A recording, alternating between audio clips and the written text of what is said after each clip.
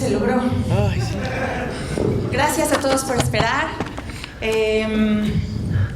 Pues primero que nada, gracias por abrir un espacio en tu agenda para venir. Gracias por la invitación. Es un gustazo verte. No te veo desde un momento en la pandemia que pudimos platicar tantito. Sí. Servirá para ponernos un poquito al día también.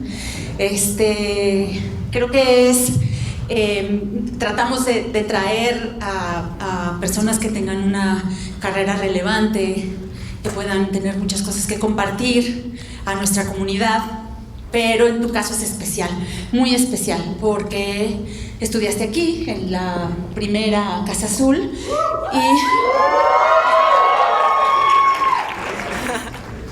y porque en el formulario que tenemos para alumnos de nuevo ingreso eres una figura que es constantemente mencionada como ejemplar, como inspiración, como modelo a seguir, y es muy lindo que podamos tenerlo aquí en carne y hueso y escuchar lo que nos pueda compartir. Así que miles, millones de gracias por darte el tiempo. Gracias, Karina, gracias. Qué emoción estar aquí y verles las caras y conocer las nuevas instalaciones de Casa Azul, un poco lejos, pero más bien pinche lejos, pero están bien bonitas, están muy lindas y estoy ansioso de dar el recorrido, y siempre un placer platicar con los estudiantes y verte y platicar contigo. Generalmente me pongo muy nervioso en estas conversaciones, pero contigo me siento más en casa. Genial, gracias. Pues mira, no sé por dónde podemos empezar. Empezamos por donde tú quieras. Yo tengo un montonal de preguntas. Esta licenciatura en actuación es una licenciatura corta, son 6 semestres. En el primer semestre es la relación del actor consigo mismo, y luego poco a poco va explorando el entorno y explorando al otro, y luego pasa de la preverbalidad al texto, y luego al estilo y creación de personaje, y finalmente la puesta en escena, pasando por la construcción de la ficción realista y luego la no realista. Ya no me acuerdo de nada de No te preocupes. Todo eso lo fuiste integrando sin darte ni cuenta, supongo, a lo largo de tu carrera. Estoy preparando una serie ahorita y me empezó un ataque de ansiedad de toda la tarea que me falta por hacer. Pero también quisiera saber, te pongo el menú de opciones y tú empiezas donde quieras, agarras la baraja que más te interese ahorita.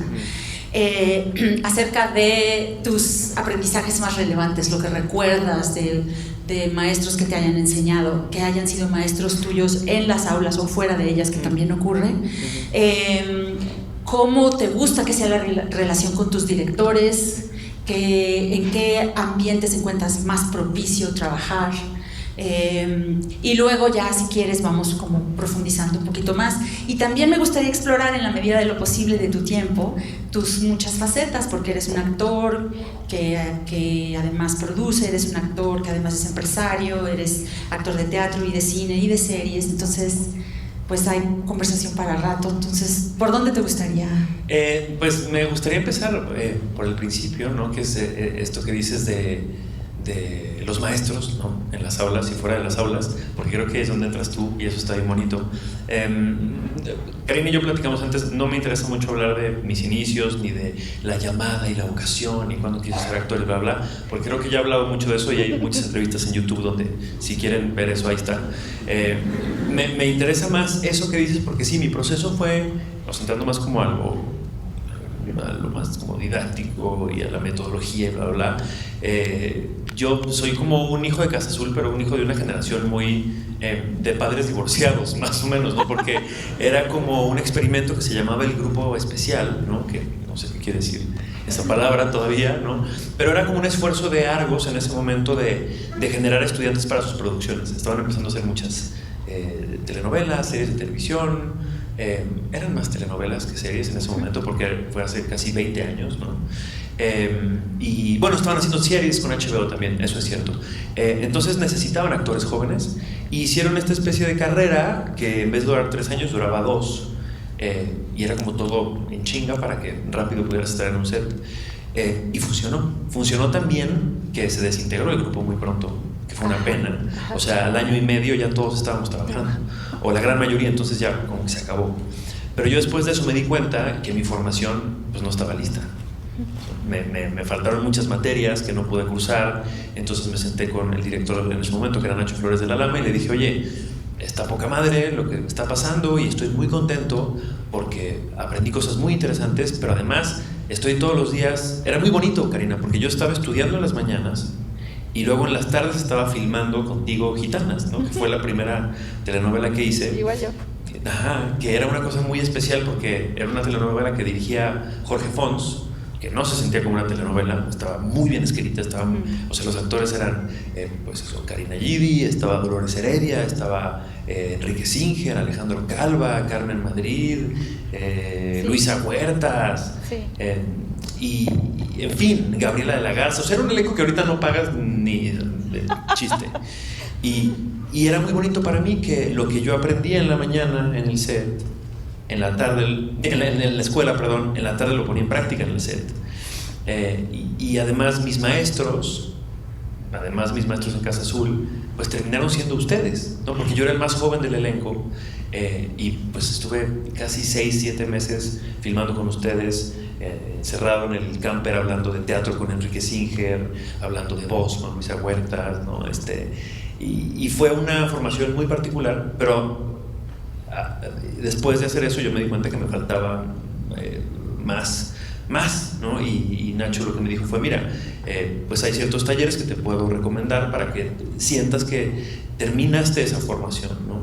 Y pues tomé por ahí algún curso con Mauricio García Lozano de creación de personaje, de corporalidad con Gerardo Trejo Luna, con Luis Rábago. Yo en Casa Azul, pues mis maestros fueron Clarisa Maleiros, Teresina Bueno, bla, bla, bla, bla, bla, todos increíbles.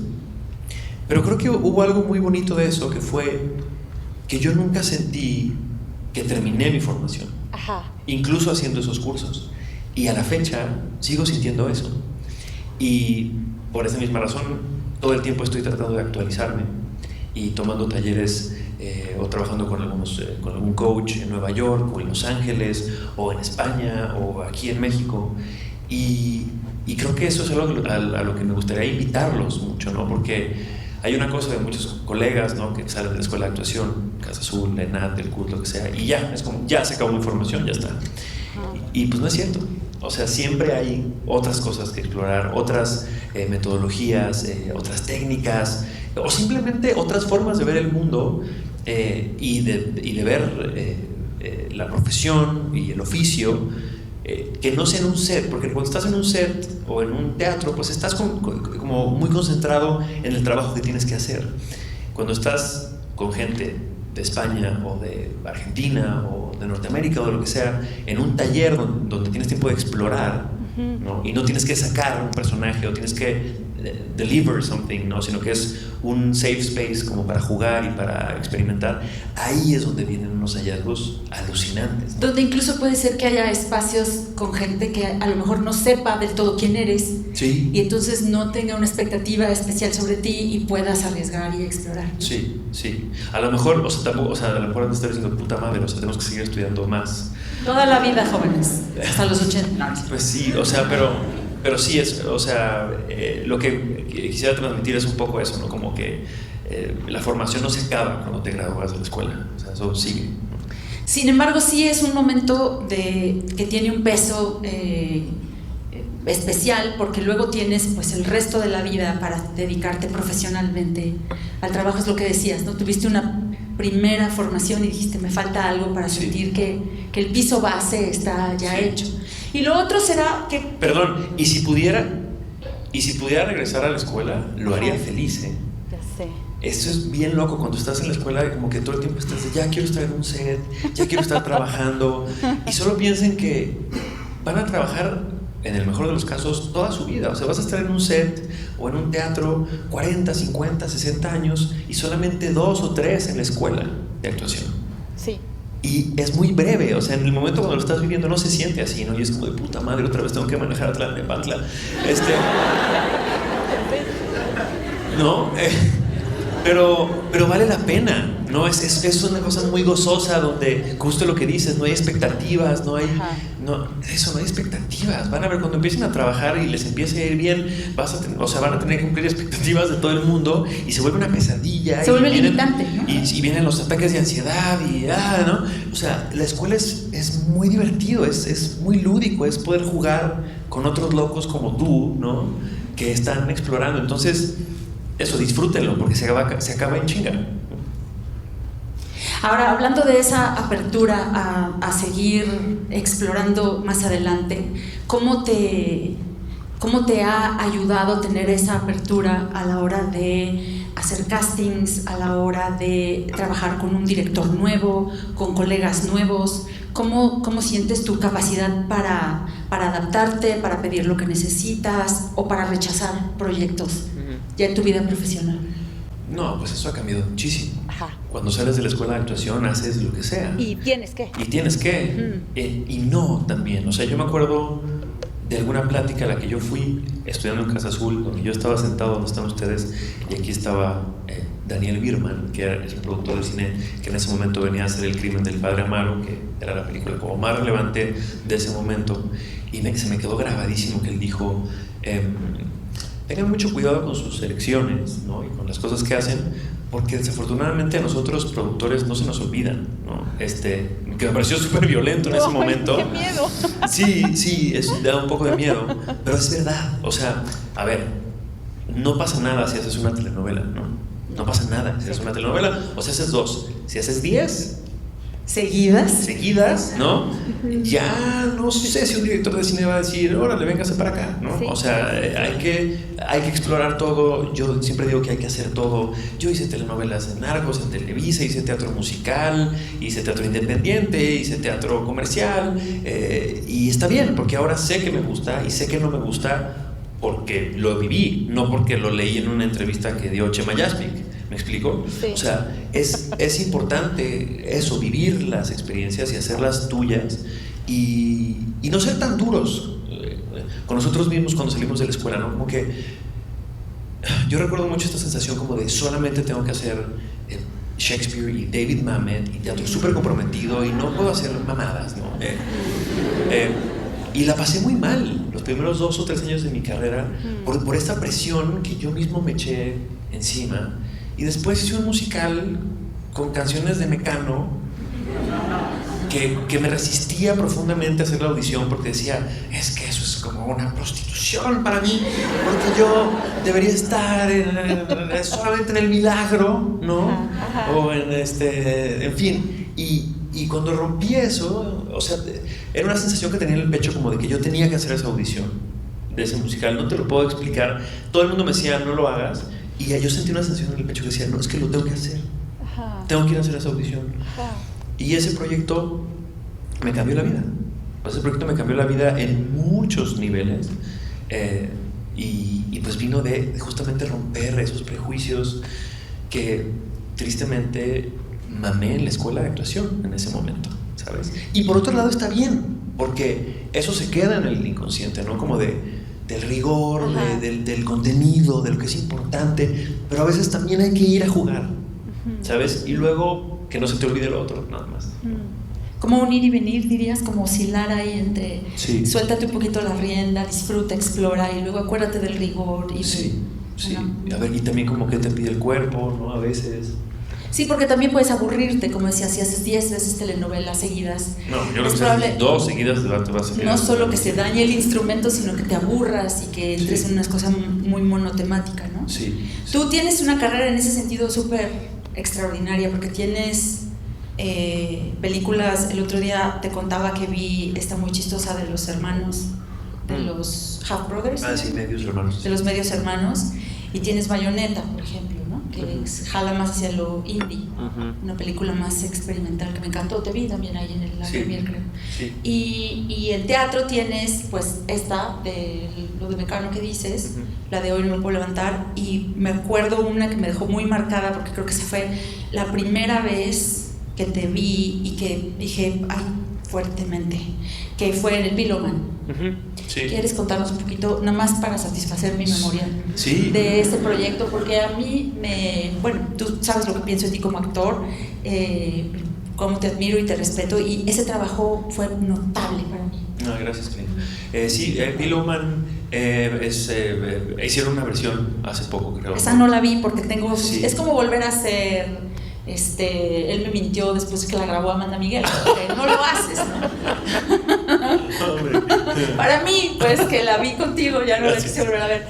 ¿La dirigió Mario Espinosa, esa versión tuya? La que hice yo la dirigió Mario Espinosa, y además fue muy intenso porque es una obra que estaba haciendo Kuno Becker. Kuno Becker compró los derechos para hacer esa obra de teatro y hubo una situación donde él ya no podía o no quería hacer la obra, creo que no podía hacer la obra, pero fue como muy rápido, fue como ya no puedo hacer esta obra en 3 semanas. No sabía. Sí, y entonces Mario Espinosa me llamó porque yo había hecho audición también para eso en algún momento y me dijo, oye, ¿qué crees? El papel es tuyo, pero tienes 2 semanas para estrenar. Probablemente uno de los personajes más difíciles que he hecho en mi vida. Sí, lo creo. ¿Sabes? Es una obra de Martin McDonagh, y es un chico que pues básicamente sufre una tortura de parte de sus padres sistemática por una experimentación que están haciendo, bla, bla, bla. Entonces es un personaje que tiene una manera de pensar y unas jerarquías acerca de los valores muy particular, ¿no? Y en fin, es un personaje muy, muy, muy, muy complejo de abordar psicológicamente. Y pues tuve 2 semanas para prepararlo. Y yo me acuerdo que, y además ensayé con Mario Espinosa 4 veces. Tuve que conseguirme un coach, como Dios me dio a entender, Juan Ríos, un amigo. Dije, ayúdame a hacer esto. Y me acuerdo que 2 veces vomité llegando a mi casa de los nervios. No me ha vuelto a pasar, gracias a Dios. Pero llegué así a vomitar del estrés. Me salió un herpes en la mitad de la espalda, ¿no? Como de los nervios, decir, ¿cómo voy a hacer esto en 2 semanas, no?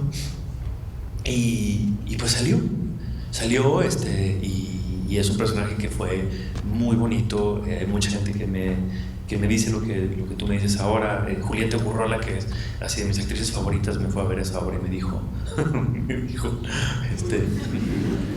no sé si está mal que diga esto, Julieta, te amo.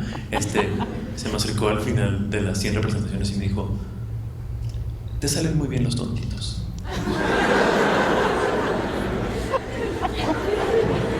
Y todavía no habías hecho el del incidente, ¿no? Sí, pero bueno, ahora no podríamos decir eso nunca, ¿no? Pero en ese momento no estábamos tan woke, ¿no? Pero fue un cumplido de Julieta hacia mí, ¿no? Fue muy bonito. Pero sí, ese fue Piloman. Y yo siempre he dicho que mi carrera y la columna vertebral de mi carrera es el teatro, y es sobre todo el teatro así, ¿no? Sí.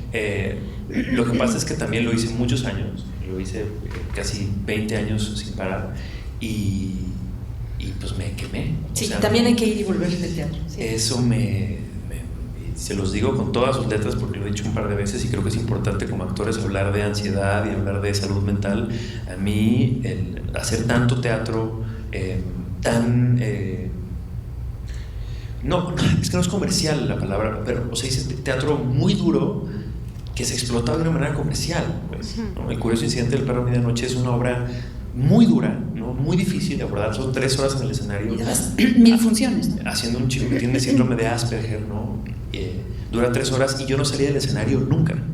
Todos los demás actores, Cecilia Suárez, Rebecca Jones, los demás entran, salen, y yo estaba ahí todo el tiempo y hacíamos 8, 9 funciones a la semana. ¿Sabes? El cerebro no entiende que es ficción y pues terminé en el psiquiatra. Terminé medicado por un psiquiatra porque empecé a tener unos ataques de ansiedad fuertísimos y dije, ¿sabes qué? Vamos a parar un rato. Luego regresé a hacer otro bootleg, luego hice privacidad, pero después en privacidad dije, creo que necesito otro break, ¿no? Porque pues sí, es increíble y es lo más bonito hacer teatro, pero hay que saber hacerlo, hay que saber nuestros límites. Como administrar la energía también, ¿no? Sí, yo creo que sí, también. En el programa académico que hay en Casa Azul, la mira es a una formación actoral teatral, porque igual que tú pienso que esa es la mejor formación y que después con las herramientas que tienes, con esa formación puedes entender otros lenguajes como el cinematográfico, ¿no? Y es cierto que cuando uno entra en esa formación que requiere una disciplina, una entrega, una generosidad, hay que aprender de los propios límites. A mí, como me enseñaron actuación, desdeñábamos a los que decían, ay, es que ya me cansé, ¿no? Decíamos, pues ponte más ruda, levántate y haz tu trabajo. Pero es importante, ahora que tenemos mucho más conciencia de la importancia de la salud mental y emocional, poder administrar la energía, ¿no? Sí. Conforme va avanzando la carrera, y también dependiendo de, porque hay no sé si coincides, pero hay un instinto natural en querer explorar y en querer llegar a límites y en querer transgredir, trascender, ¿no? Observar al personaje como en situaciones que lo hagan más relevante y más interesante para uno de interpretar y para el público de ver, ¿no? Sí. Pero con la repetición, que vienen muchas bondades, porque descubres muchas cosas con la repetición, también hay que encontrar dónde decir, creo que 50 funciones ya está bien, o mejor no tantas funciones o 300. a la semana, o 300 ya es suficiente, y entonces aprender a cuidar el instrumento, porque idealmente nos va a durar toda la vida. Sí, pero tenemos que aprender a decir esas cosas. Digo 300, no me saques el número del culo. O sea, yo hice 300 representaciones de Hoy no me puedo levantar. Desde muchísimas. Era un personaje, era un heroinómano que le daba sida y se ahorcaba. ¿Sabes? Y yo lo abordaba desde la verdad absoluta. Entonces, también, o sea, es como entender cómo funciona el teatro en México, el teatro comercial, sí. Como saber decir hasta aquí, ¿no? Y saber pedir lo que uno necesita también. Nunca, me acuerdo justamente haciendo el curioso incidente, cuando me empezaron a dar estos ataques de ansiedad, yo tenía diagnosticado un agotamiento crónico, ¿no? Porque venía a hacer unos kilos nobles y empezó esta cosa de los paparazzi siguiéndome y además haciendo esta obra de teatro al mismo tiempo. Entonces como que mi cerebro estaba colapsando, ¿no? Y yo necesitaba oxígeno. Los sábados quedábamos 2 funciones, cada función duraba 3 horas.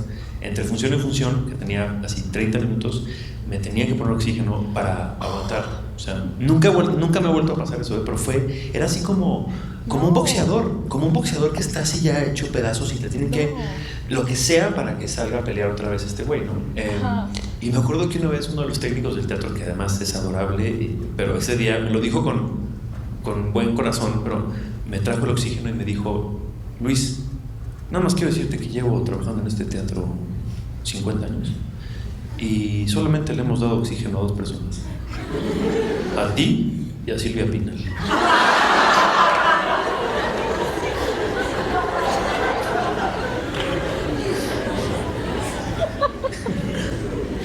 O sea, tenías 30 años, ¿no? Y tenía 30, ¿sabes? Pero en ese momento lo necesitaba.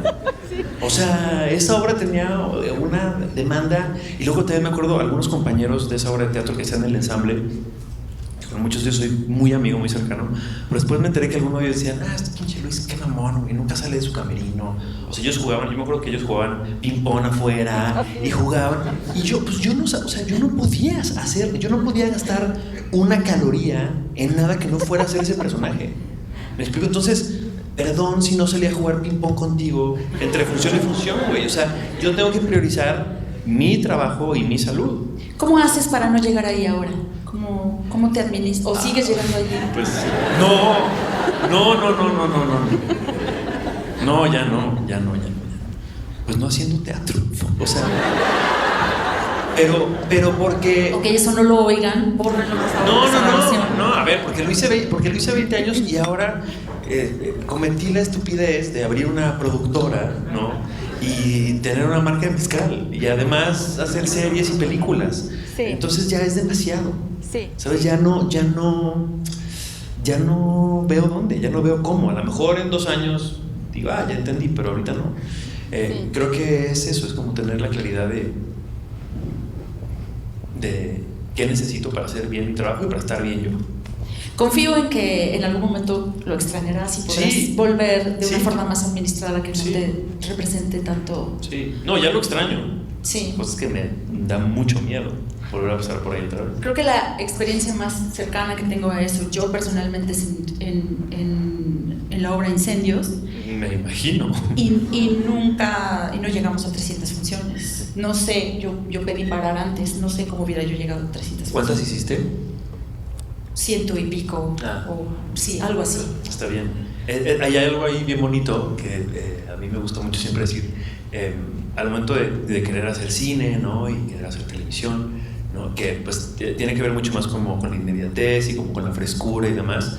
Pero a mí siempre me pasa algo, y no sé cómo lo ves tú, pero cuando hago teatro, siempre me pasa que por ahí de la función 60, 60, 70, digo, ya, así es.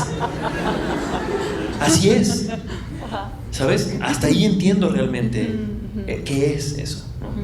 Me pasa casi siempre que hago teatro. Y lo cuento porque cuando uno hace cine o haces una serie de televisión, generalmente tienes 3, 4 tomas para hacerlo y ya está. Ya, sí. ¿No? O sea, hay un proceso de ensayos y demás, pero se los cuento un poco porque de pronto hay esta gente que dice, directores o colegas que dicen, es que no quiero sobreensayarle, no quiero que pierda la frescura. Güey, no mames. O sea, puedes hacerlo 100 veces y que tenga frescura, ¿sabes? O sea, pero eso te lo permite la formación teatral, Micho. Claro. O sea, eso solamente hay. Es que yo creo que hay que hacerlo en el teatro para después pararse en una cámara. Y de hecho, la exploración o la complejidad o la profundidad a la que puedes llegar con el teatro es otra, por eso es más cansado también, por eso es más pesado y más cansado. Sí. Ahorita que decías de ensayar en productos audiovisuales, o sea, series, películas y así, no es la norma tampoco. O sea, a veces ensayas poquito, no ensayas. A veces conoces a tu co-star, a la que va a ser tu esposa en el 2 días antes. No, en el set. Shut up. O sea, en Estados Unidos, a mí me pasa así todo el tiempo. Cuando filmo en Estados Unidos es, hi, Kristen Stewart, nice to meet you. Vamos, acción. Así es, o sea, conoces a los actores en el set, sí. Porque todos están súper ocupados y nadie tiene tiempo de ensayar. A veces sí, pero me ha pasado una vez en 5 proyectos en Estados Unidos. Casi como los cantantes de ópera que llegan a Bellas Artes a interpretar Otelo la noche anterior que lo van a interpretar y conocen a su Desdemona el mero día. Y con los directores es un poco lo mismo, o sea, cuando a ti te contratan para hacer una película o una serie en Estados Unidos, el director te llama porque te vio en algo o porque hiciste una audición y le gustó tu trabajo. Sí. Y si tienes mucha suerte tendrás un Zoom con él de 1 hora donde te pidiera que trabajar, pero ellos están esperando que cuando llegues al set seas ese personaje. ¿Sabes? No hay un vamos a ensayar 2 semanas. Sí. No, güey, o sea, si vas a ser el Che Guevara, llegas aquí y eres el Che Guevara. La búsqueda que hayas conseguido tú por tu cuenta. Entonces ahí es muy importante tener una capacidad de autogestión y de autodirección. Y de un equipo brutal que te ayude a hacer eso. Porque claro. yo cada vez más, todos los personajes que hago es un esfuerzo colectivo de mucha gente. O sea, no sé, por ejemplo, cuando hice el personaje de Narcos México, que es un policía de Ciudad Juárez, ¿no? Que descubre el caso del campo algodonero, o mejor conocido como las muertas de Juárez.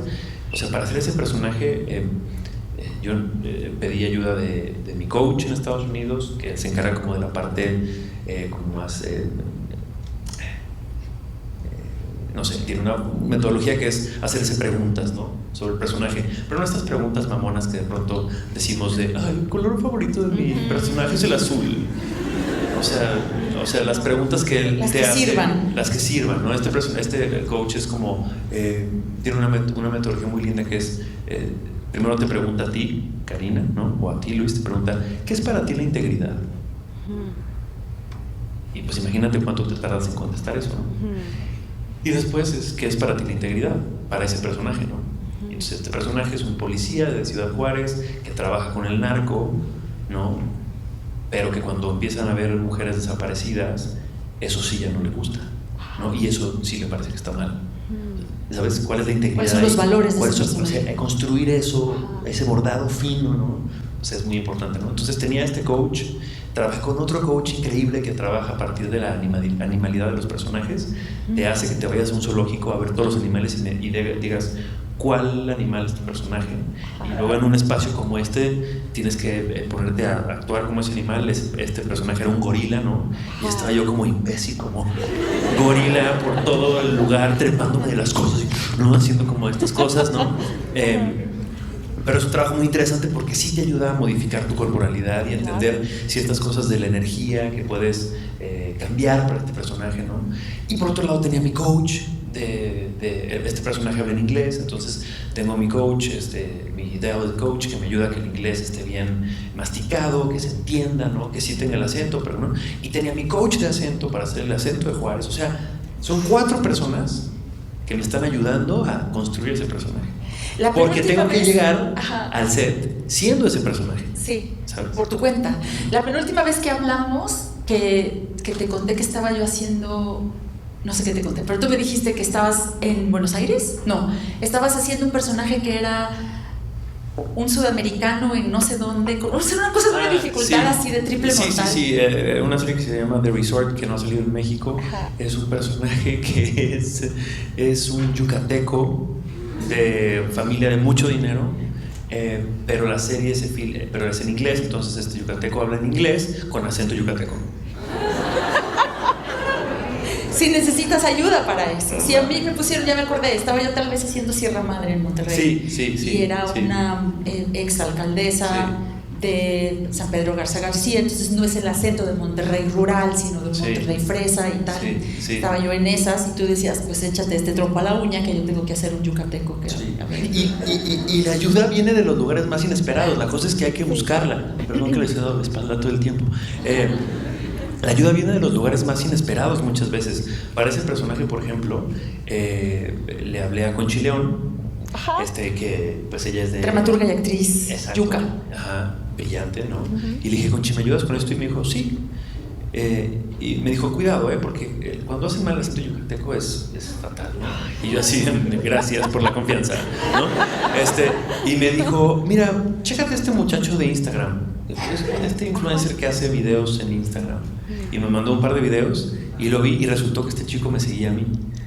Y entonces le escribí así de, oye, güey, ¿me ayudarías a hacer sí, güey, claro.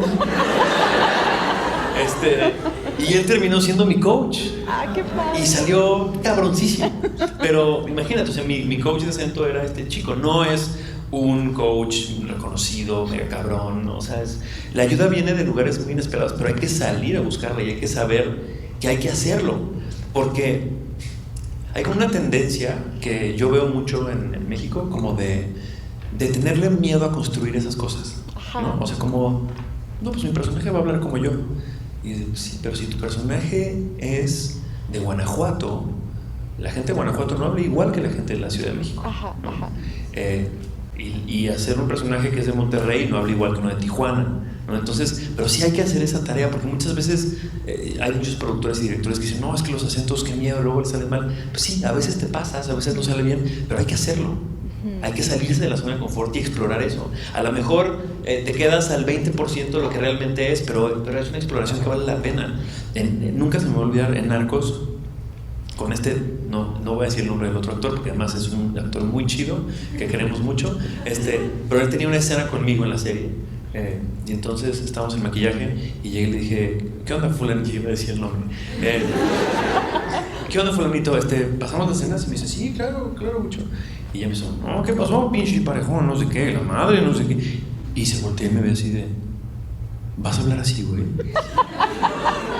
Y yo, pues sí, es un personaje de Juárez, es policía de los 90s, y pues entrevisté a 3 policías de los 90s, y mira, y le puse el audio del policía, y hablaba así. Y me dijo, ok, órale.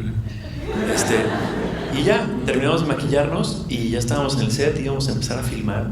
Y ya, o sea, un minuto antes de la acción, llega y me dice, oye Luis, ¿me puedes hablar un poquito más como el personaje? Porque él también era de Juárez y ¿sabes? Y fue como, no, pues no es importante. Y pues sí es importante. Sí. Además si no lo haces es perderte una oportunidad de jugar. Exactamente. Y perderte una oportunidad de hacer algo distinto. Sí, porque muchas veces no te lo van a pedir. Claro. O sea, a lo mejor un director gringo no sabe que estás haciendo un acento. En The Resort, por ejemplo, en esta serie, todos los directores eran norteamericanos, no saben cómo es el acento yucateco. ¿Sabes? Yo podría haber hablado normal y dirían, beautiful, pero pues hay como un rigor y sobre todo lo que dices, como no perderte esas oportunidades de explorar esas cosas, porque tu catálogo se va extendiendo, ¿no? Y entonces tienes más herramientas con que jugar y te vas probando que sí puedes. hacer cosas muy difíciles. Da mucho miedo al principio, da mucho miedo y te cagas porque claro, lo más fácil es ser naturalitos, ¿no? Y ya sabemos que nos sale muy bien, pero no, el chiste es construir cosas que te reten y que te dé vértigo, ¿no? Que te dé vértigo y que estés cagado de llegar al set, pero pues ahí es donde están esas cosas. Estás diciendo muchas cosas muy relevantes para los profesionales y para nuestros estudiantes también, porque ahora que estamos luchando porque la enseñanza de la actuación no signifique una verticalidad aplastante, ¿no? Donde el maestro no sea un dios que te torture, que te maltrate, que te obligue a cosas horribles. Estamos tratando de que sea una actuación, una enseñanza de la actuación que sí te invite, te empuje, te pida, te suplique que llegues a tocar lugares, que te arriesgues, que te asomes a espacios propios que no has explorado, porque en la cotidianidad, como dice Mario Espinosa, uno se ahorra problemas, uno no quiere problemas, pero en el escenario te quieres poner en los problemas de los personajes, ¿no? Entonces, tener uno mismo ese motor de decir, oye, pero yo tengo una curiosidad de cómo puedo, eso que dices, retarme para no solamente jugar con mi propio carisma y mi propio encanto, que lo tienes, sino llevarme a lugares donde no he estado, hacer voces que no he hecho, posturas corporales donde a lo mejor no me veo como el más guapo del universo, pero estoy interpretando un ser de carne y hueso distinto que el que hice la vez pasada. Ay, pues es que para mí ese es un temor, Karina, y la verdad lo abordo desde mi absoluta ignorancia, ¿no? Con el tema de la pedagogía y demás, pero lo único que yo me gustaría decir, ¿no? Es entiendo el tema del respeto, ¿no? El tema de estar en contra de todos los abusos en cualquier forma, ¿no? Pero sí hay una cosa, a mí nadie me ha exigido tanto como tú. Sí, como yo, obviamente, y como mis maestros en la escuela. Ajá. ¿Sabes? Los directores no, es muy raro, sí hay por ahí un par, pero es muy raro que un director te empuje. Sí, no. Entonces, o sea, si de pronto en la escuela es como, cuidado porque no me empujes, porque no me gusta que me empujes, puta madre, pues entonces después, ¿qué te vas a perder de eso? ¿Sabes? Estás tocando un temazo. Es un tema muy complejo. Es un tema muy complejo y tengo una cámara enfrente, entonces me da terror decir algo que no deba. Es muy importante viniendo de ti, perdón que te interrumpa, porque hace poco estaba hablando hicimos la segunda temporada de Un extraño enemigo en el 2021 y el año pasado, 2022, se estrenó. Y cuando hicimos las cosas de medios para promover la serie, hablaba con Daniel Jiménez Cacho, el protagonista de la serie, y le decía, estamos intentando esto y esto que estoy mencionando ahorita, ¿no? Y le dije, es muy difícil porque uno necesita que haya esos jalones y esos empujones, y con frecuencia, cuando uno está parado, me decía él, al borde del trampolín, pues sí necesitas que alguien te dé un empujoncito para acabar cayendo en la alberca, ¿no? Sí, y que te diga, eso ya lo vi, no es cierto. Sí. Ya, puedes, o sea, eso ya, otra cosa, llega, ¿no? Aviéntate, ¿no? Y yo siento que estamos llegando un poco ahí, porque el otro día uno de los grupos llegó a mi oficina a decirme, ya no quiero que mi maestra me diga que todo lo hago bien. Pues es que... Ya quiero que me digan dónde le estoy regando y que me digan... Y entonces ya de pronto los maestros dicen, esto estuvo horrible, vete al final de la cola y vuélvelo a hacer. Sí. Y es importante que ellos no sientan eso como un maltrato, claro, sino como una invitación a una exploración más profunda, a un riesgo más grande que del suelo no van a pasar. Sí, es muy importante. Yo vi una obra de teatro hace algunos meses aquí en México, muy interesante. Otra vez no puedo decir los nombres porque me voy a meter en problemas, pero era una obra donde yo sé que los involucrados tenían como todo un discurso como en contra de estos maestros abusivos. Creo que está poca madre, lo que sí está bien, creo que hay que romper eso y volverlo a construir desde arriba, ¿no? Pero como que los escuché en algunas conversaciones que decían, es que no necesitamos esa metodología, bla, bla. Y luego vi la obra de teatro que hacían y pues sí, la necesitaban. Y pues no llegaban. Así es. O sea, no llegabas a la nota. Entonces a lo mejor sí necesitas esa metodología, pero desde otro lugar, ¿sabes? Y creo que ahí es un trabajo pues tuyo, ¿no? Y de la gente que está en estas posiciones de levantar otra vez todo esto y reestructurar, ¿no? La manera de enseñar algo tan complejo como la actuación, ¿no? Pero sí es importante que nos empujen y empujarnos a nosotros mismos, porque cuando salgan a la vida real, ¿no? Y se enfrenten a los procesos de audición brutales que hay, pues se van a encontrar con productores y con directores que no van a tener tiempo para empujarlos, y si no estás ahí, si no llegas, pues next, ¿no? Entonces este es el momento para hacer eso. Es muy valioso y muy importante lo que estás diciendo, porque siento que vamos trabajando eso sobre la marcha, haciendo acuerdos. Y una cosa que les digo a los alumnos de nuevo ingreso con mucha frecuencia es que sí, queremos un espacio libre de violencia, pero la enseñanza de la actuación y el aprendizaje de la actuación pueden ser violentas en la medida en que significan una apertura, significan un desprendimiento de premisas que tenías, de ideas que tenías sobre ti mismo y sobre los demás. Y sobre el arte y sobre la actuación. Exploración de la condición humana, y la condición humana tiene un lado oscuro. Y entonces, si no vamos hacia allá, estamos haciendo un trabajo descafeinado, guango, pasado por agua, que no es tan interesante de ver. Entonces, sí, no maltrates a tus compañeros, pero sí sabe que la exploración de la actuación, el aprendizaje, tiene su lado que puede generar incomodidad, que puede generar dolor incluso, pero dentro de eso tiene que haber una conciencia de lo que se está haciendo y un gozo. Sí, había una coach con la que trabajo mucho en Estados Unidos que se llama Joan Shekel, que siempre habla mucho de un concepto que, a ver si me acuerdo, es professional intimacy, ¿no? Professional intimacy. Y es básicamente eso, ¿no? Como los acuerdos a los que llegamos, ¿no? De decir, estamos en este espacio, ¿no? En este lugar, exacto. Pues todo es válido y todo es, pero con el fin de la exploración, ¿no? Sí. Y eso es una intimidad que tenemos que construir, pero para esto, ¿no? Sí. Y es complicado, pero es muy bonito cuando sientes eso, porque entonces te puedes aventar libremente. Ahora que dices esto de la intimidad y de la confianza que hay que generar para poderlo hacer, ¿qué tan importante sientes que es en ese aspecto la generación de generación, justo, de equipo? Porque yo, por ejemplo, que estudié en el núcleo de estudios teatrales, no hubo en realidad a la hora de graduarnos una sensación de compañía, una sensación de generación. Entonces yo pronto me agencié de los egresados del CUT, que tenían un par de años de haber egresado, y de hecho mucha gente mucho tiempo creyó que yo había salido del CUT para tener esta sensación gregaria, ¿no? de ser grupo. ¿Qué tan importante crees que sea eso, dialogar con tus pares y hacer generación? Muy importante, y a mí me pasó lo mismo. Yo no tuve una generación porque, como te dije, este grupo se desintegró. Ajá. Pero en la generación de arriba, o la misma de mi año, que era la carrera, pues estaba Damayanti Quintanar, Antonio Gaona, Jimena Guerra, bla, bla, bla, que son mis mejores amigos a la fecha, y como que nos adoptamos mutuamente, y pues ahí estamos, ¿no? Y son, al final del día, son tu tribu, ¿no? Son tus amigos que van a estar contigo muchos años, porque puedes con ellos, pues eso, rebotar el proceso, ¿no? Son tus jueces más duros también, ¿no? Tus amigos más cercanos, y pues es en la gente que yo confío más, ¿no? En ellos y en maestros que vas conociendo en la vida. Yo creo que hay como 3 o 4 actores, actrices con los que he trabajado que a la fecha son de las pocas opiniones que me interesan. Y les hablo y les digo, fulanito, ¿cómo viste esto?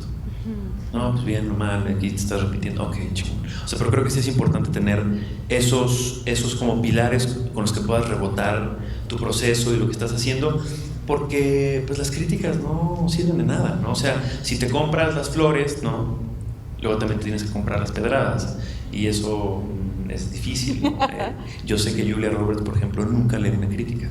Nunca, no usa sus redes sociales, no lee nada. Me lo contó un productor que trabaja mucho con ella, y pues eso te da pues te blinda un poco, ¿no? de esas energías que son complicadas. Entonces está padre que tengas con quien rebotar eso, y que sean 4 o 5 personas en las que confías plenamente, más que en lo que escribió Gato Pardo, ¿no? O La Jornada, o lo que te tuiteó un güey en Zacatecas, en un sótano, ¿sabes? Porque entonces te vuelves loco. O sea, además ustedes tienen eso que cuando yo salí de la escuela todavía no había Twitter, ¿no? Y entonces, pero ahora está cabrón que cualquier trabajo que haces, al día siguiente tienes un feedback de un chingo de gente, ¿no? Y pues ese no es muy confiable, ni tampoco es muy bueno ni para tu confianza, ni para tu salud mental, ni para nada, en realidad, porque no sabes de dónde viene el comentario de la otra persona, ¿no? Tampoco las cosas buenas, porque entonces te compras eso. No, o sea, no puedes comprarte eso y luego decir, los comentarios malos son haters. No, pues, o sea, hay que tener claro qué opinión es la que te sirve y te nutre, ¿no? Diana Bracho contaba una anécdota en una entrevista que le hice para un programa que tuve que se llamaba Ser Mujer en el Cine Mexicano. Decía que tampoco leía las críticas positivas, porque dice, un día leí que es que el momento en el que Diana en tal obra levanta la copa y mira al infinito a través de la ventana es mágico y divino y no sé qué, y dice, entonces la siguiente función, cuando levanté la copa pensé, madres, tengo que hacer un momento mágico y divino y quién sabe qué, mientras miro por la ventana, y ya me arruinó el momento que era tan natural y tan orgánico. Ahora tengo un compromiso con lo que se vio de mí. Sí. Hay una cosa hay dos cosas más que me gustaría platicar contigo, si vamos bien de tiempo, ¿verdad? Sí, creo que sí. Sí, vamos bien de tiempo. Sí. Okay. Que tiene que ver con esta capacidad que tienes, y que fue una cosa que yo me acuerdo que más o menos descubrí cuando estaba haciendo La Voz Humana, una obra de Jean Cocteau, que estábamos en un ensayo. Y yo, para ser un personaje que se entrega, se humilla y ruega de la manera que lo hace ese personaje, pues naturalmente tienes que despojarte de todo asunto con el ego, o con la arrogancia, o con el amor propio incluso, ¿no? Para llegar a esos niveles de ruego y pues casi de humillación.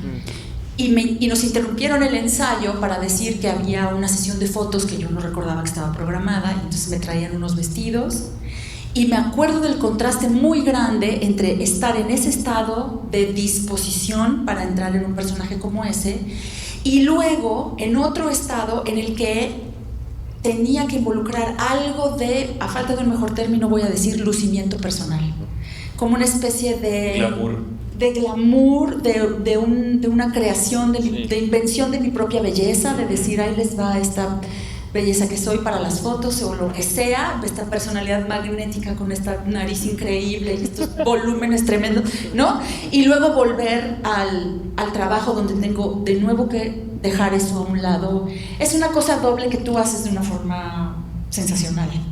¿Entiendes a lo que me refiero, no? Sí. Sí. ¿Fue fácil para ti irlo haciendo? Porque yo siento que lo haces de una forma muy intuitiva, que vas un poco de justo un personaje como Bill Luhrmann a sex symbol nacional. Bueno, es que fíjate qué cabrón es la vida. Sí. Pues es que es muy cabrón cómo cambia todo. Y o sea, mi primer manager que tuve, que es increíble y la adoro, cuando la fui a buscar la primera vez, que ya me firmó, me dijo, mira Luis, tú eres muy buen actor, pero pues no tienes una belleza pues clásica, ¿no? Entonces, o sea, tú nunca vas a ser un protagonista. O sea, tú siempre vas a ser como el mejor amigo, ¿no? O como el villano. Entonces creo que es importante como que tengamos esta estrategia de buscar estos personajes. Y yo dije, sí, ok, ¿no? Porque tenía 21 años, ¿no? Y yo me creí eso. ¿Sabes? Yo me creí eso. Fue así, claro, yo no tengo una belleza que pueda soportar ser protagonista de ningún proyecto. Está muy cabrón que alguien te diga algo así. Venía de un buen lugar, ¿sabes? Y pues, o sea, me empezó a pasar la vida y al final creo que fue algo bueno, porque entonces empecé a explorar este tipo de personajes que generalmente son más interesantes, ¿no? Y empecé a jugar siempre como el supporting role, ¿no? Y el raro, el no sé qué, o sea, como estos personajes como más, pues más carácter, ¿no? Y pues eran muy divertidos, ¿no?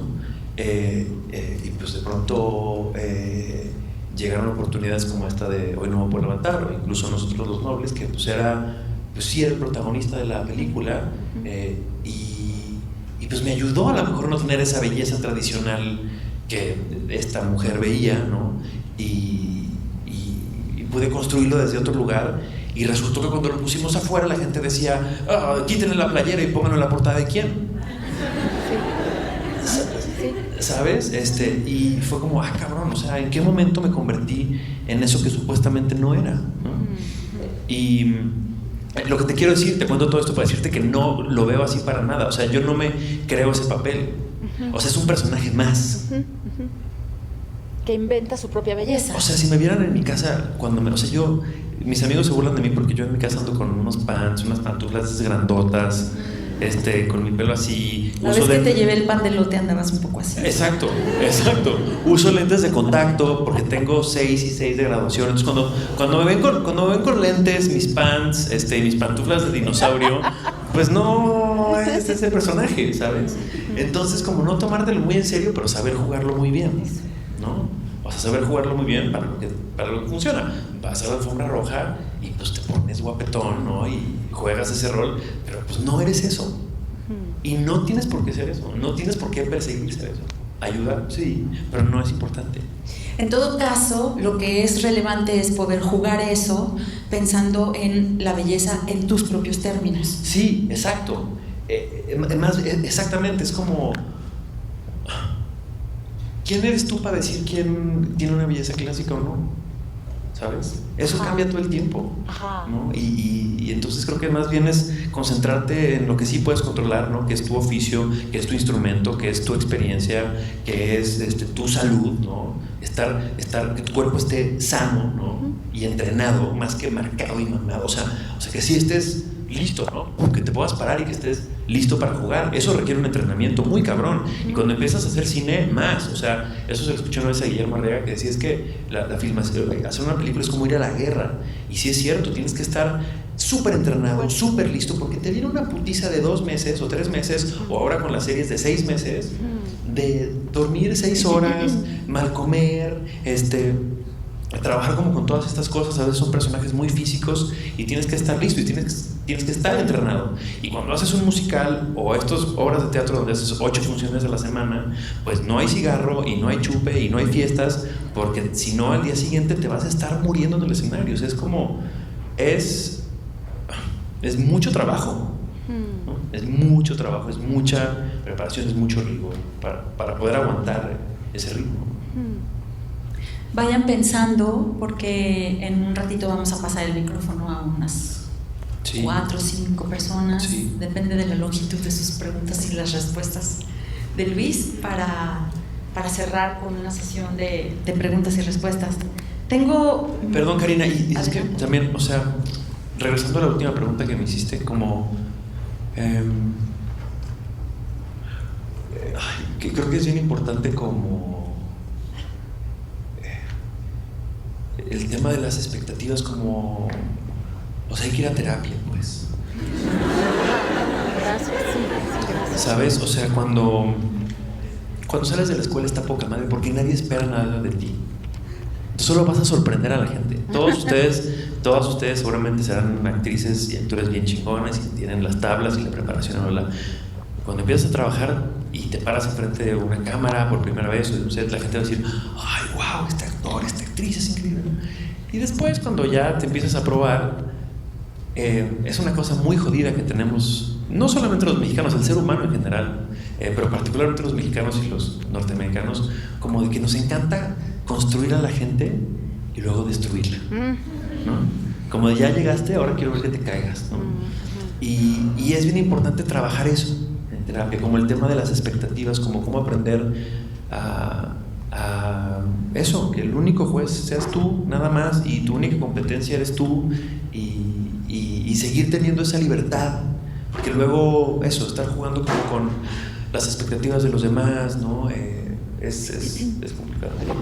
Pero también ayuda tener relaciones personales sanas. Es fundamental. Amorosas y de amistad, ¿no? Sí, pero no creo que sea suficiente. Creo que hay que tener alguien, un profesional con quien rebotar esas cosas. De acuerdo.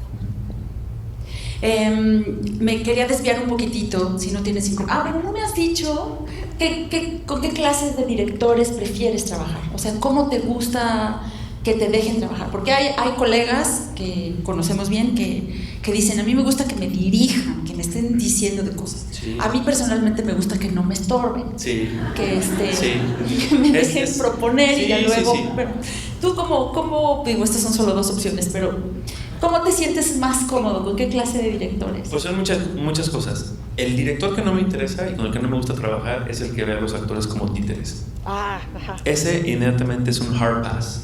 Ujú. Y hay muchos allá afuera, o sea, si piensan que el actor es un títere y que te callas y haces y te paras en tus marcas y dices tus líneas, bye. Hay algunos que hasta tonos te dan. Sí, esos next. Me gusta mucho trabajar con directores que hacen que el set sea tierra fértil, ¿no? Donde todos podemos colaborar y es un trabajo colectivo, ¿no? Y eso me emociona mucho. A mí me gusta que me dirijan, sí me gusta que me digan, que me den nortes, pero que sean nortes interesantes, inesperados, ¿no? Yo no, o sea, si hay algo que me pone mal, y pasa mucho, sobre todo en las series de televisión, es cuando llega un director y te cuenta la escena. Y es así de, sí, güey, ya leí el guión. Hay muchos así, que dicen, bueno, entonces, esta es la escena donde tú, Karina, te vas a sentar ahí, va a estar Luis y van a hacer la entrevista, ¿ok? Sí, güey, ya sé, ya lo leímos, pero ¿qué más? O sea, como que me gusta que sí me empujen, eso, volver a lo mismo, ¿no? Que te empujen hacia otro lado, ¿no? Y que te exijan. Y eso, para mí es muy importante la colaboración, ¿no? Como el respeto al trabajo del actor. No me gusta la manipulación. Me ha tocado un par de veces donde algún director me hizo enojar y después en la peda me confesó que era para que estuviera más enojado en la escena y fue así de ¿what? No, güey, yo lo puedo hacer, más dime qué necesitas y lo puedo hacer, pero la manipulación no puedo. Y nada, eso. Hubo una época en la que varios amigos y colegas que dan clases me invitaban a platicar con sus alumnos, a menor escala un poco lo que está ocurriendo ahorita, en la ENAT o en la facultad o incluso en el CEA y en otros lugares. Y entonces yo me fui desarrollando una especie de Biblia, pensaba yo, ¿cuáles son las? Porque al final me decían, ¿qué virtudes crees que deberían tener los actores, ¿no? Entonces yo pensaba, ¿qué les deseo a los estudiantes? ¿Qué deseo para mí también, ¿no? Como virtudes de tener. Entre los que has mencionado ahorita es muy clara la apertura, la disposición para el trabajo, el rigor, el riesgo, el deseo de seguir aprendiendo. O sea, todas esas son virtudes fantásticas que desea uno para uno y que también desea uno para los estudiantes, ¿no? Sí tomar en serio el trabajo, pero no tomarse demasiado en serio uno mismo.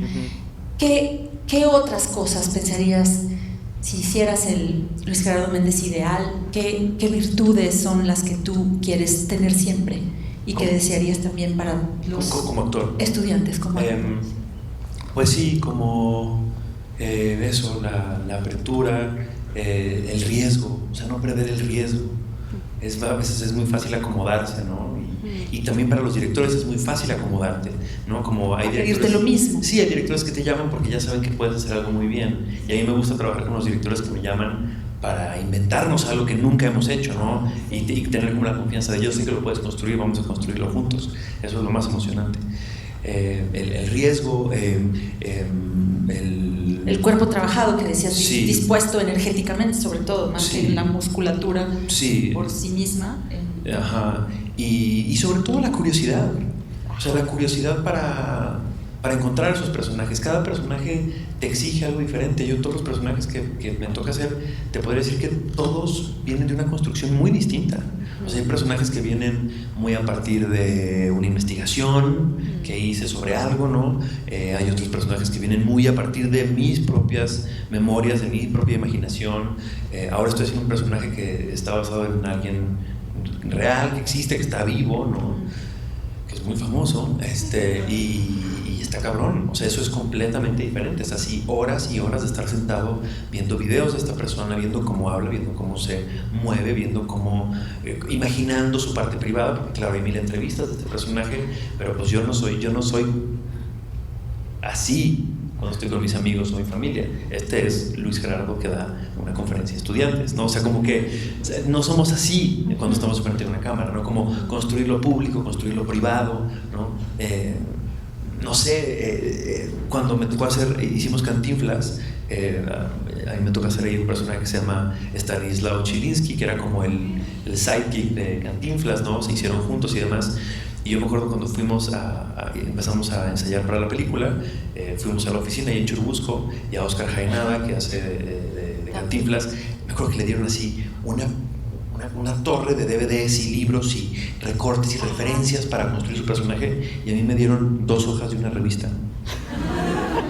donde mencionaban a Chilinsky, porque pues no era el importante, ¿no? O sea, no era el más relevante, aunque en realidad sí era, porque él fue el que lo descubrió y se hicieron juntos y bla, bla, bla, pero pues no había nada de él. Y yo me acuerdo que vi a Oscar con todo eso y dije, puta madre, ¿y ahora qué hago yo? ¿No?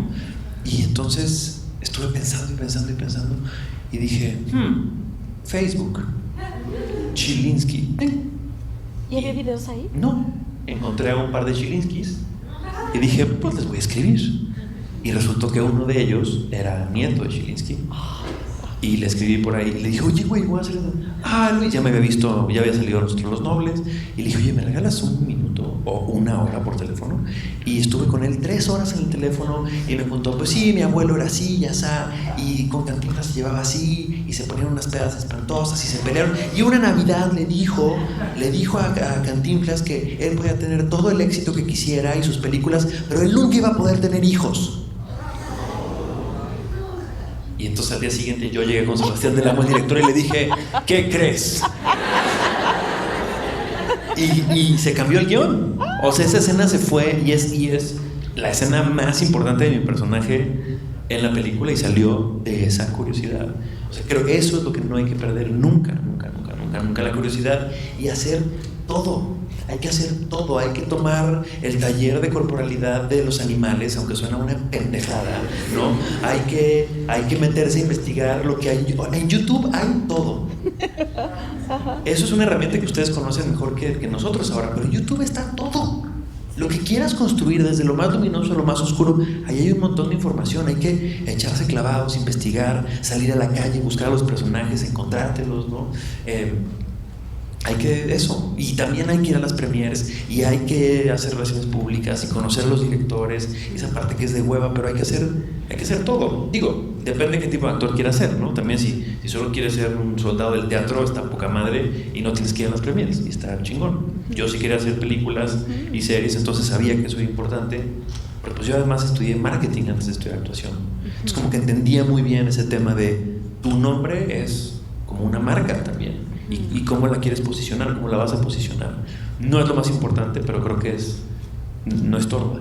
A eso me refería un poco también con este descubrimiento de estar toda despeinada y llorosa en el ensayo, a poner otra versión para la hora de las fotos, es para vender la marca Karina Gili o la marca Luis Gerardo Méndez, donde convenga hacerlo. Sí, pero también la marca puede ser en pants y lentes y las pantuflas de dinosaurio. Exacto, también, o sea, depende cómo quieras vender, qué es lo que quieras construir. construir. Sí, hay que echarle cabeza. Me hiciste recordar ahorita de Abel, que también platicamos en algún momento de la ópera prima de Diego Luna, no sé si esto te lo conté, que hablando de cómo descubres a los personajes de muy distintas maneras, yo entendía cómo era Cecilia, ese personaje, pero me senté en una plaza de Aguascalientes a esperar a verla pasar, porque físicamente no me la imaginaba. Y entonces me senté ahí horas hasta que vi pasar a una señora y dije, ya es Cecilia. Llegan de pronto los personajes de distintas y yo formas. te dije, yo vi esa película y te dije, yo soy de Aguascalientes. ¿Te acordaste de tu mamá? Y yo te dije, hablas como mi mamá. Y fue muy bonito porque pues sí se hizo su tarea, ¿no? Sí, el trabajo no traiciona nunca, ¿no? Con esas investigaciones de las que hablas. Exacto, otro maestro decía, el trabajo siempre se nota. Exacto. ¿No?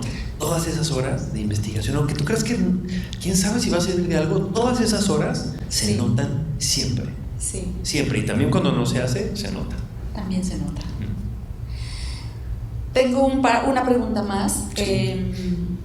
Hablamos con tal vez no lo suficiente acerca de la importancia de que el teatro, de que la ficción dialogue con la sociedad con la que vive, que tenga relevancia, y por eso hay de pronto algunas obras o películas que no envejecen bien o que siguen siendo relevantes. a una hora porque hablan como de lo esencial de lo humano. Hay un interés por lo humano que es inherente a nuestro trabajo porque estudiamos la conducta humana, pero también de pronto nos encontramos con más frecuencia a actores y actrices que se vuelven activistas de algún asunto por la preocupación de la humanidad, ya no tanto como de la conducta humana en sí mismas como un estudio de donde pueden brotar todas las historias y los personajes, sino por ver de qué forma podemos aportar un poquito, si es que es posible, para hacer un mundo mejor. Y hay un montonal de causas.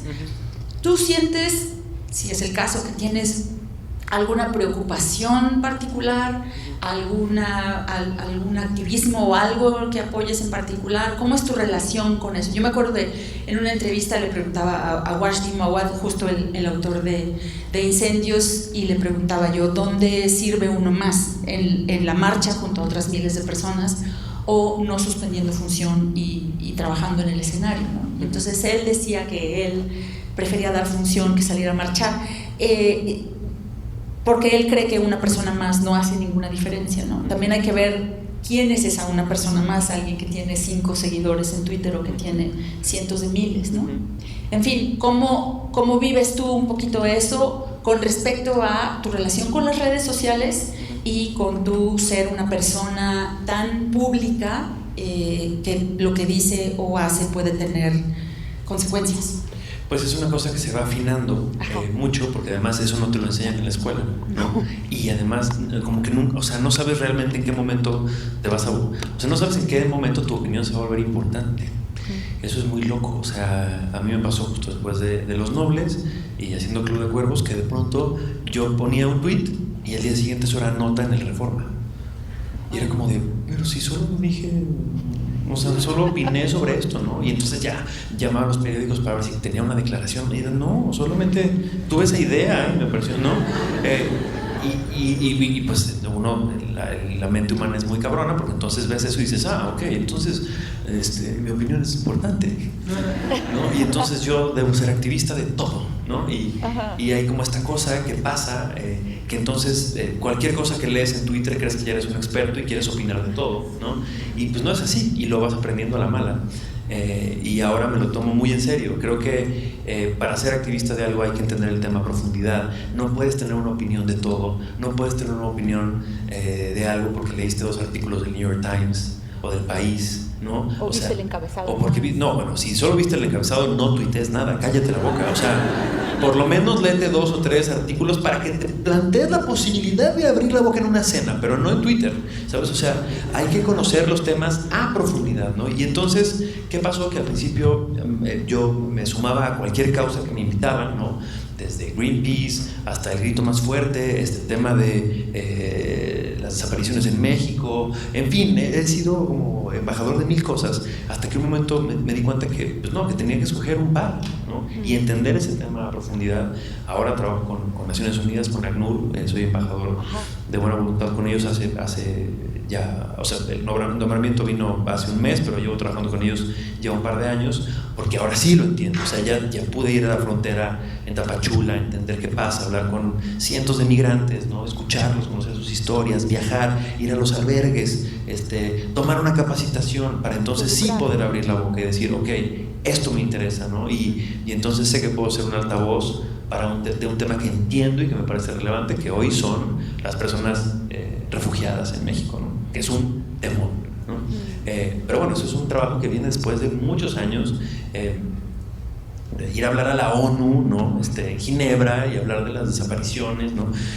O sea, en fin, como son cosas muy especiales que me han pasado, muy enriquecedoras, pero pues que vienen en eso, como de hacer un compromiso con un tema, con una causa y profundizar, como el trabajo, ¿no? Hay que profundizar, ¿no? O sea, si vas haciendo de todo un poquito, pues sí, está bien, pero no va a ser tan relevante como si de veras profundizas en eso. Pero bueno, creo que no se preocupen por eso todavía, porque es una cosa que llega después y hay que madurarla y hay que entenderla. Pero sí creo que es importante, como dicen los gringos, stand up for something, ¿no? O sea, como decir, esto es lo que yo defiendo, ¿no? Y esto es importante para mí. y también se vale que vaya cambiando y demás. Y la verdad, creo que donde más puede decir uno es a través de su trabajo, ¿sabes? A través de los proyectos que haces. Sí, va a llegar un momento donde un tuit tuyo va a tener una relevancia, y es importante decir las cosas y ser vocales sobre lo que uno cree que es importante, y alzar la voz en contra de la injusticia. Sin duda es importante hacerlo, ¿no? Y decirlo y tuitearlo, lo que quieras, o ir a las marchas, pero lo que puedes hacer con tu trabajo, ahí es donde está el cambio, ¿no? O sea, ahí es donde pasan cosas increíbles.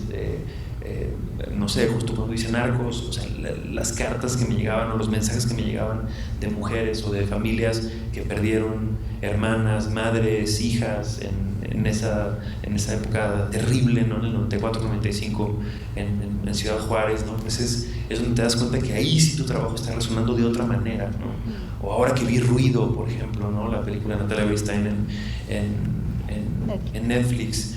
Pues ahí sí estás generando un cambio muy cabrón, porque yo veo como mi primo de San Luis Potosí, que se la pasa de antro en antro, me escribe y me dice: oye, ¿ya viste Ruido? Órale, güey, ahora sí me dieron ganas de ir a marchar. Ahí sí pasa algo, ¿no? O sea, no, ahí es donde está el trabajo, ¿no? Como no sé, como entender el poder que tiene lo que hacemos. Y o sea, voy a regresar, no quería hablar de por qué decidí ser actor, pero es que ahí empieza y ahí cierra todo. Yo decidí ser actor porque entré al taller de teatro en Aguascalientes, en la preparatoria, y la primera obra de teatro que hicimos era como, hacíamos una obra al año, que era como el examen profesional, el examen de ese año, ¿no? Y hicimos una obra que se llamaba Asuntos de Familia, y se trataba de una familia que se estaba desintegrando porque los papás se estaban divorciando, ¿no? Y mi personaje era el hijo de los padres, ¿no? Y tenía un monólogo en proscenio donde hablaba de qué siente un adolescente de que sus padres se divorcian, ¿no? Y en ese momento mis papás se estaban separando, y mis papás se sentaron en primera fila en el centro. Y yo tenía este monólogo en proscenio hablando de lo que siente este personaje de que sus padres se divorcian y su familia se desintegra, ¿no? Y pues cada palabra que yo decía sabía que los estaba afectando profundamente. Y ahí fue donde entendí el poder del teatro. Ese es el poder del teatro y del cine, despejarnos, ¿no? Y pues eso sigue siendo lo mismo que hace Ruido ahora, ¿no? Sí, fui a hablar a la ONU y dije esto, estuvo bien, pero se me hace que lo que hizo Natalia con Ruido es más relevante, ¿sabes? Creo que eso como que sacude más a la gente, ¿no? La ficción, vernos ahí reflejados. Nos vas a dejar muy inspirados y muy emocionados. Te lo agradezco. Sí, creo que ahí el comprometernos cada uno con nuestros personajes intenta hacer esa labor de conexión con la gente. Creo que venía Andrea por mi micrófono para pasarlo a quienes tengan preguntas. Muchas gracias, Bueno, yo tengo una pregunta. Tú ¿cómo te veías tú cuando apenas estabas estudiando en un futuro, y si es muy diferente al que pues se hizo tu realidad? Y si es el caso, pues ¿qué consejo le darías a tu yo de 18, 19 años? Sí, yo sí siempre he sido muy ambicioso. Cuando llegué a la escuela de actuación, mi primera entrevista con Nacho Flores de la Lama fue más o menos algo así. Le dije: Nacho, quiero estudiar actuación, pero no tengo mucho tiempo, porque Gael García y Diego Luna ya hicieron Y tu mamá también, la vi en el cine hace 3 meses, y eso es lo que yo quiero hacer. Y si ellos hicieron esa película, quiere decir que la filmaron hace un año y que los castearon un año antes, y entonces yo ya voy muy tarde, entonces no tengo tiempo que perder, güey. O sea, yo tengo que empezar a trabajar ya, así que necesito que me des un taller rápido para empezar a trabajar, ¿no? Y Nacho se cagó de risa y me dijo: güey, o sea, slow down. Me dijo: tú tienes que entender que esta carrera no es de popularidad, ni de fama, ni de velocidad. Esta carrera es de prestigio, y el prestigio se construye con el tiempo, ¿no? Y pues ahí entendí que no sabía nada y ya me calmé, y empecé a estudiar y empecé a tratar de entender lo que quería decir el prestigio y bla bla. Pero contestando a tu pregunta, sí, siempre quise eso, pues, ¿no? Siempre quise poder hacer ese tipo de películas o o hacer ese tipo de series o teatro. Y Tu mamá también fue una película que me cimbró porque fue la primera vez que me vi representado en la pantalla, ¿no? Como que vi personajes que hablaban como yo, que se comportaban como yo, ¿no? Y dije, pues eso es lo que quiero hacer.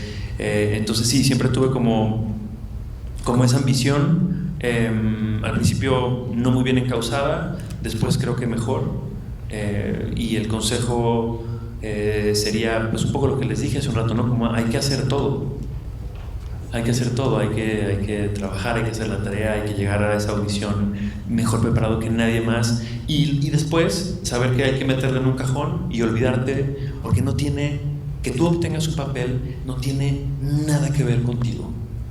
O sea, no tiene que ver con tu talento, no tiene que ver con tu cara. Muchas veces son cosas que no están en tu control. ¿Sabes? Sí, hay que hacer el trabajo y demás, pero a mí me ha tocado estar en audiciones donde le estoy dando réplica a las actrices que van a jugar conmigo y de pronto hay una actriz que me encanta, ¿no?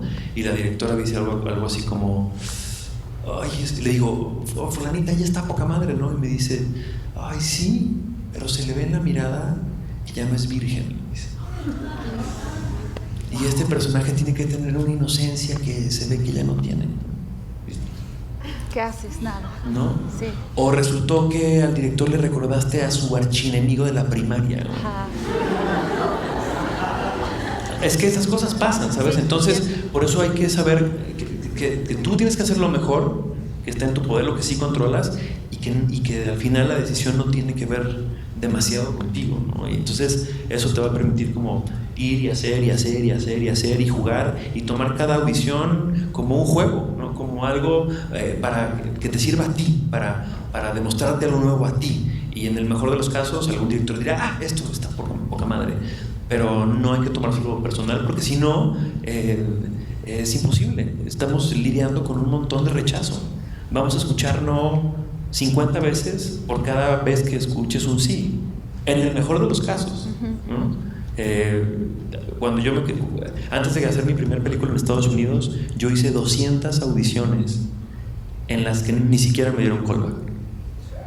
No, o sea, es un número real, 200 audiciones de no, y pues de pronto pues ya tumbas la puerta a codazos. Eso. Muchas gracias. Uy. Hola Luis, mucho gusto. Hola. Lo que yo te quería preguntar es que resonó mucho lo que hablabas sobre cómo el trabajo del actor es un trabajo en equipo y, por ejemplo, nosotros que somos estudiantes y todavía no estamos, bueno, algunos involucrados directamente en el medio, ¿cómo podemos saber cuáles son las señales positivas de que las personas con las que estamos trabajando sí están haciendo un trabajo consciente para, obviamente, ayudarse a sí mismos, pero también ayudarte a ti a encontrar tu máximo potencial como actor o actriz? Porque siento que es una parte súper crucial y sin la experiencia puede ser muy fácil, ¿no? O sea, no que te vean la cara, pero como no saber en realidad cuáles son los elementos importantes, como que tenga un coach actoral o que tenga un manager, que sabes que es como lo que te va a ayudar a impulsarte. Pues afinando la intuición, ¿no? Creo, o sea, al principio no vas a tener para pagarle un coach, ¿sabes? O sea, al principio tu coach va a ser tu roommate o tu mejor amigo de la escuela de actuación, ¿sabes? O sea, ese va a ser tu coach al principio y ahí es donde hay que afinar la intuición, como decir, ¿con quién me entiendo, no? En las clases estar como muy atentos de qué compañero. Cuando este compañero abre la boca, algo me resuena, ¿no? Algo digo, este güey tiene razón, o esta chica, no lo había visto así. Pues creo que ahí es donde hay que acercarse, ¿no? Como con esta gente que tiene algo que decir, que te parece importante y que te resuena, ¿no? Como acabas de decir, o sea, es la intuición, ¿no? Y hacer ese trabajo con esa persona y pasar las escenas 2, 3, 4 veces y dialogar y conversar, intensiar. A los 21 es muy intenso y está poca madre, o sea, hablar durante horas de los personajes y eso es hacer el trabajo también. Después ya pues, contratas un coach, pero pues al principio yo no tenía para pagarle un coach, era eso, rebotar con esa tribu de la que hablaba Karina, ¿no? Esos compañeros con los que hay un entendimiento y una confianza, ¿no? Y se puede hacer el trabajo en esta professional intimacy de la que hablamos, ¿no? Y y jugar así. ¿Sí contesté tu pregunta? Sí, gracias. Hola, ¿cuál es la última epifanía que has tenido que ha marcado tu vida como actor? Ándale.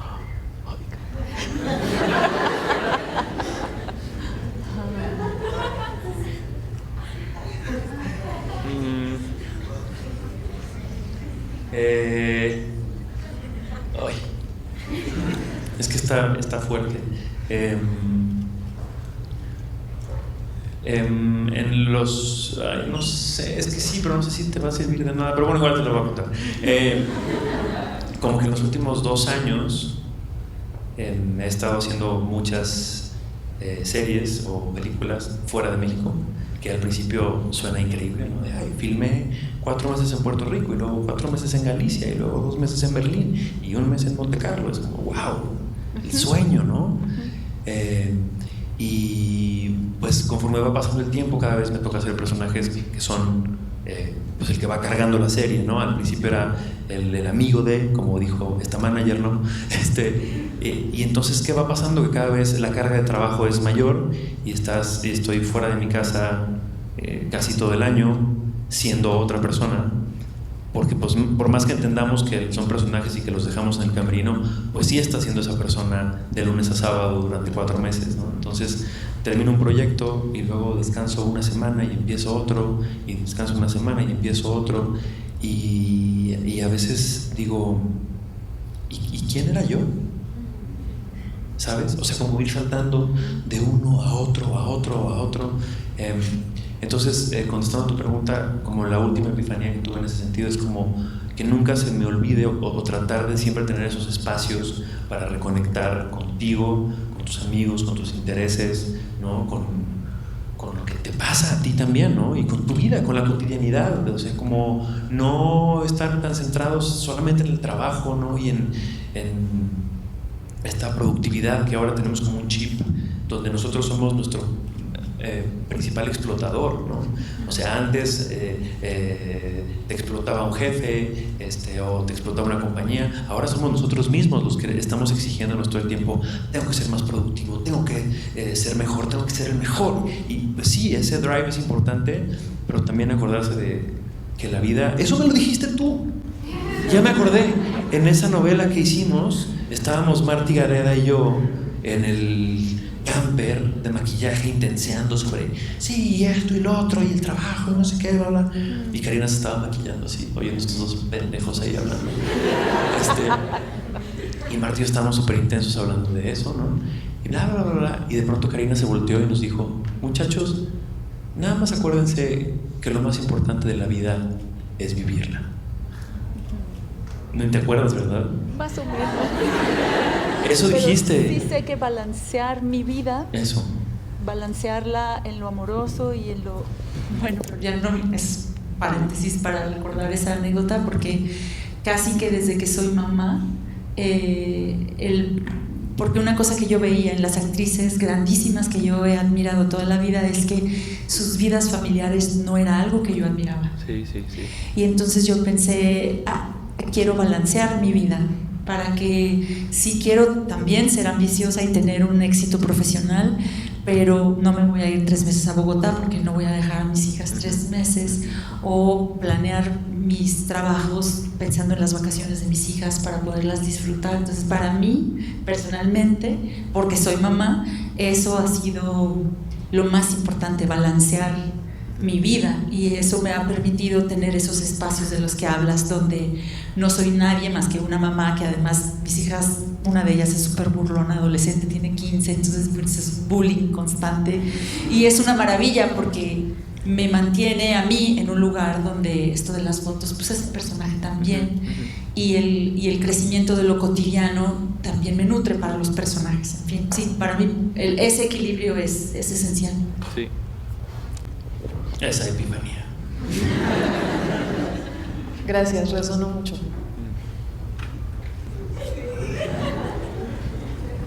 Hola. Hola. Ahorita que estabas diciendo sobre las 200 audiciones que hiciste antes de tu primer papel, quería preguntarte rápidamente si siempre estuvo en tus planes avanzar a Estados Unidos y si sí, ¿cómo fue la primera vez que te llamaron para un papel allá? Sí, siempre estuvo en los planes, no trabajar en Estados Unidos, siempre tuve como la idea de trabajar en otros países. O sea, siempre me llamó mucho la atención poder trabajar con directores de otros países, con actores de otros lugares que tengan otra manera de ver la ficción, de ver el arte, de ver la vida, ¿no? Eso me llamaba mucho la atención. Estados Unidos obviamente pues es muy tentador porque está al lado y porque pues sí, claro que quería ver cómo se hacía una película con un buen presupuesto, ¿no? Y ¿sabes cómo es eso? ¿Cómo funciona eso, no? Y pues es muy emocionante. También te voy a decir que al final del día es lo mismo, ¿eh? O sea, el oficio y el trabajo es exactamente igual. Solo cambian eso como los presupuestos y ciertas comodidades y ciertos juguetes que pues sí es increíble de pronto ir y te dicen, mañana tienes tu prueba de vestuario y al día siguiente tienes tu scan. ¿Cómo? Y entonces vas y te ponen una cámara con 700 camaritas que te escanean y entonces pues ya tienen un mini tú que pues, si tu personaje tiene que caerse de un avión pues ya no lo tienes que hacer tú y lo hace el monito, ¿no? Y es muy emocionante ver esas cosas. Tu action figure. Exacto, tu action figure, tu Funko. Pero el oficio es el mismo. Ahí lo que te diría es si te interesa eso, solamente hay que saber que el inglés es muy importante y que yo siempre recomiendo, y hay actores que lo han hecho de otra manera y también es súper válido, pero creo que es importante primero construir en casa, ¿no? Primero construir una carrera en tu casa, ¿no? Que la gente te conozca acá, tener experiencias, ahorros, ¿no?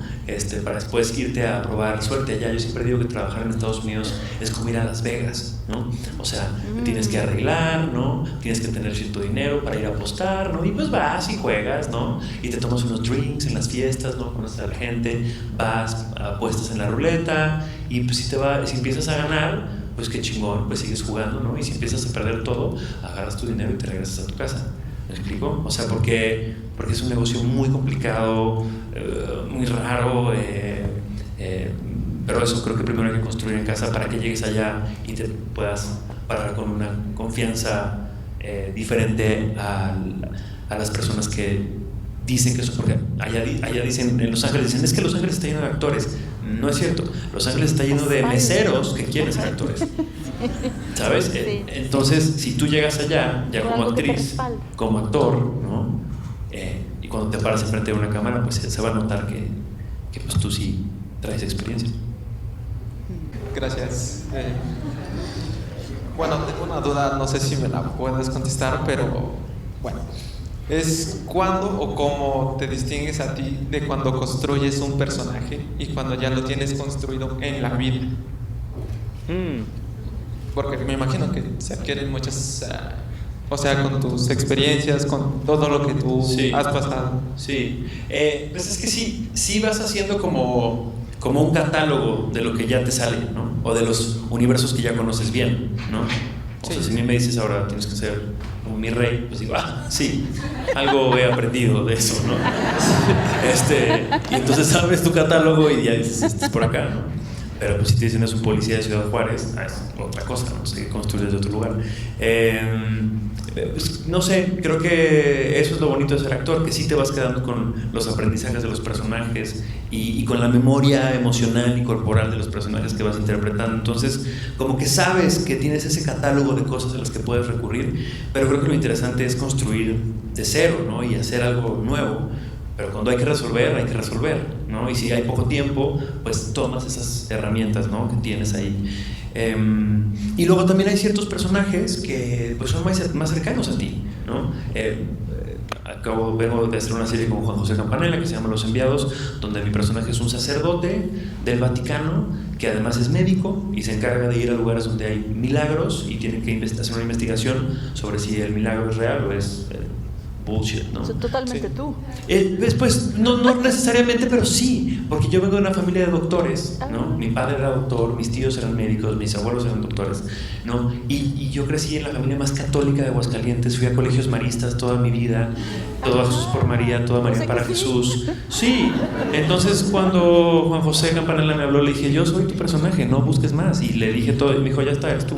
Y pues no hubo que construir mucho, porque entiendo muy bien eso. Yo nací en ese universo y entonces es muy padre, porque entonces actuar ahí tiene que ver con estar presente, ¿no? Nada más. No hay que construir nada, ya lo tengo, ya sé cómo es.